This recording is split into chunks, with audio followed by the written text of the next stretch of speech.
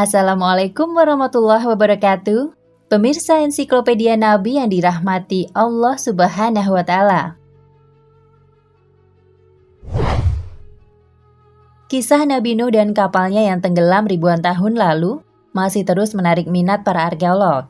Terakhir, sejumlah oseanografer menemukan kuburan kapal di dasar Laut Hitam di lepas laut Nasebar, Bulgaria. Sejumlah pihak mengaitkan penemuan kuburan kapal itu dengan banjir besar di masa Nabi Nuh. Ketika itu Nabi Nuh dan umatnya selamat dari banjir karena naik sebuah kapal. Seperti apa sejarah kapal Nabi Nuh? Kisah Nabi Nuh diperkirakan hidup pada tahun 3650 sebelum Masehi di sebuah wilayah yang dilalui dua sungai, yakni Eufrat dan Tigris. Dikutip dari islami.co, masyarakat di daerah tersebut awalnya hidup dalam kesederhanaan dan taat beribadah. Namun kemudian lupa beribadah kepada Allah Subhanahu wa Ta'ala. Mereka justru menyembah berhala-berhala yang dibuat sendiri dan diletakkan di tepi sungai Eufrat. Berhala-berhala itu dinamakan Wat, Suwa, Zagut, Yaguts, Ya'uk, dan Nasr. Nabi Nuh mengingatkan dan menyeru kepada kaumnya agar kembali menyembah Allah Subhanahu wa Ta'ala dan meninggalkan berhala. Sayang, seruan itu ditentang dan bahkan ada yang menyebut Nuh sedang gila. Dikutip dari nu.or.id, saat kaum Nabi Nuh tidak mau menaati seruan agar kembali menyembah Allah Subhanahu wa Ta'ala dan meninggalkan berhala. Saat kaum Nabi Nuh tak mau menaati seruan agar kembali menyembah kepada Allah Subhanahu wa Ta'ala, datanglah musibah ke negeri tersebut. Allah azab kaum Nabi Nuh dengan bencana kekeringan dan mandulnya perempuan selama lebih dari 40 tahun.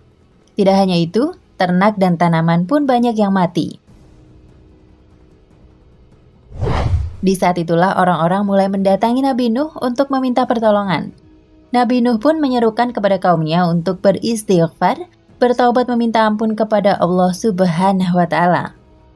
Kisah Nabi Nuh dikisahkan Allah Subhanahu wa Ta'ala dalam firman-Nya di surat Nuh ayat 10 hingga 12 bahwa maka aku, Nabi Nuh, katakan, minta ampunlah kalian kepada Tuhan kalian. Sesungguhnya Ia Maha Pengampun, maka Dia akan menurunkan hujan yang deras dari langit kepada kalian.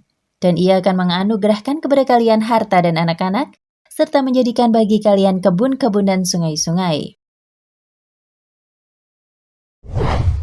Sayang, kaum Nabi Nuh tak mau menuruti ajakan untuk kembali beriman kepada Allah Subhanahu wa Ta'ala. Cacian, makian, dan serangan justru kian datang bertubi-tubi ke Nabi Nuh. Hingga akhirnya Nabi Nuh pun berdoa, Tuhanku, jangan Engkau biarkan seorang pun di antara orang-orang kafir itu tinggal di atas bumi. Sesungguhnya jika Engkau biarkan mereka tinggal, niscaya mereka akan menyesatkan hamba-hambamu, dan mereka tidak akan melahirkan selain anak yang berbuat maksiat lagi sangat kufur. Quran Surat Nuh ayat 26 hingga 27. Allah Subhanahu wa Ta'ala kemudian memerintahkan Nabi Nuh agar membuat sebuah kapal besar. Dengan kecakapannya, Nabi Nuh mampu membuat kapal yang memiliki 3 lantai, panjang 200 meter, lebar 70 meter, dan tinggi 25 meter. Hingga suatu hari datanglah hujan deras dan banjir besar menimpa daerah tempat kaum Nabi Nuh berada. Nabi Nuh dan pengikutnya serta hewan ternak naik ke kapal yang sudah dibuat. Namun orang-orang kafir tetap tidak mau naik ke kapal Nabi Nuh. Mereka masih percaya akan selamat jika naik ke atas gunung. Namun gunung-gunung itu pun tenggelam oleh banjir. Sementara kapal Nabi Nuh dan pengikut terus bergerak ke arah utara. Selama perjalanan, Nabi Nuh dan pengikutnya terus berdoa kepada Allah agar diberikan keselamatan. Allah mengabulkan doa tersebut. Nabi Nuh dan pengikutnya menemukan daratan dan selamat. Setelah menemukan daratan, kapal ditinggalkan dan mereka membangun peradaban baru. Kisah Nabi Nuh dan kapalnya hingga kini terus menarik sejumlah ilmuwan untuk menelitinya. Wallahu a'lam bishawab.